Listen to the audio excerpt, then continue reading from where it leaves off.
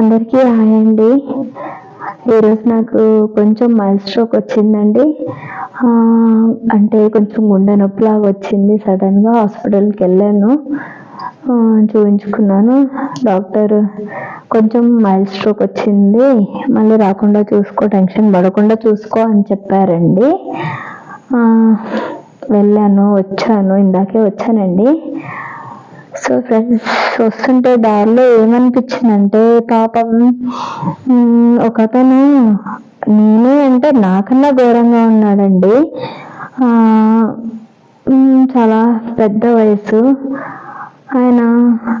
ఇలా తొక్కుడు, ఇప్పుడు గవర్నమెంట్ వాళ్ళు ఇస్తున్నారు కదండి సైకిళ్ళు, అలాంటి సైకిల్ మీద కూర్చొని అడుక్కునే పరిస్థితి అండి ఆయనది. అంటే వాళ్ళ కొడుకులు కూతుర్లు ఉంటారు కదండి, వాళ్ళని చిన్నప్పటి నుండి ఎంత ప్రేమగా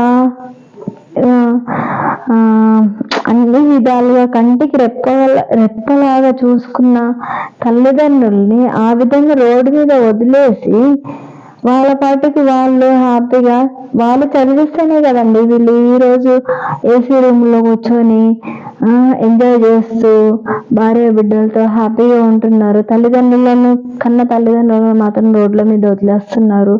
నాకు చాలా బాధ అనిపించిందండి అతన్ని చూస్తుంటే.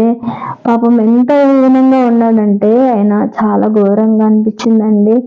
ఏదో పాటలు పెట్టుకుని అడుక్కుంటున్నాడండి.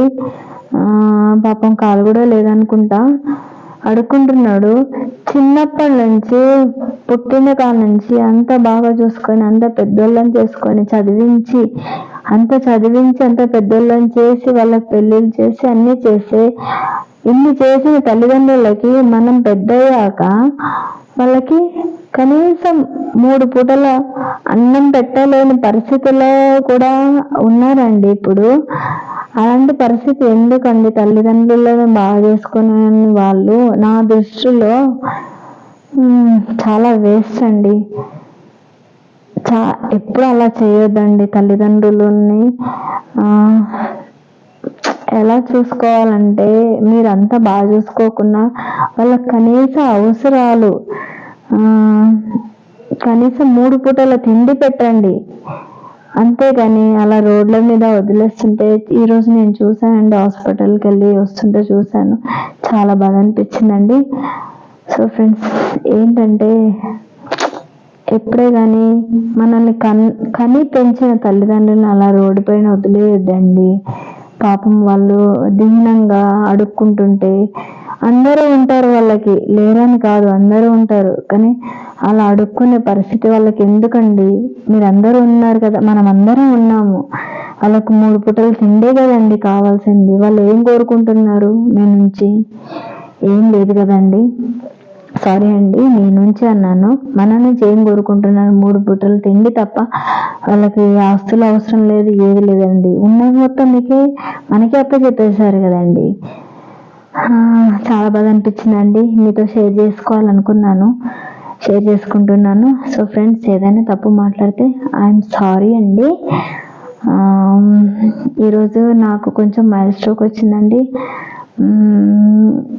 నాకు కూడా హెల్త్ ఏం బాగాలేదు. మార్నింగ్ నుంచి నేను వీడియోస్ ఏం తీయలేను. వీడియో తీయకపోతే నాకు బాగోదండి. ప్లీజ్ సబ్స్క్రైబ్ చేసుకోండి ప్లీజ్ అండి. ఒక్క స్మాల్ రిక్వెస్ట్ అండి, నా వీడియోని ప్లీజ్ స్కిప్ చేయకుండా చూడండి. ఈ ఒక్క రిక్వెస్ట్ చేయండి ప్లీజ్. స్కిప్ చేయకుండా చూడండి ప్లీజ్ ఫ్రెండ్స్.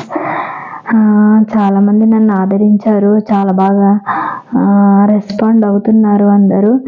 కాకపోతే కొంచెం ఇది ఉందండి, స్కిప్ చేయకుండా చూడండి ఫ్రెండ్స్. ప్లీజ్ అండి. నేను మిమ్మల్ని బ్రతిమాలేది ఇది ఒకటేనండి. కూర్చొని ఉన్నానండి, ట్యాబ్లెట్స్ వేసుకోవాలి. చాలా ట్యాబ్లెట్స్ ఇచ్చారు డాక్టర్ గారు. ఈ స్ట్రోక్ మళ్ళీ రాకుండా చూసుకోమని చెప్పారు. అంటే మొన్న ఈ మధ్య చాలా ఏడ్చేసాను కదండి, దానివల్ల అలా వచ్చేసింది. ఏంటోనండి, ఇంకా దేవుడి దయ వల్ల బ్రతికాను, లేకపోతే ఏమైపోయేదో తెలియదు. సో ఫ్రెండ్స్, అందరు లంచ్ చేశారా? అందరు లంచ్ చేయండి. ఓకే ఫ్రెండ్స్, ఉంటాను. మళ్ళీ మార్నింగ్ కలుద్దామండి. బాయ్. అందరికీ గుడ్ నైట్ అండి.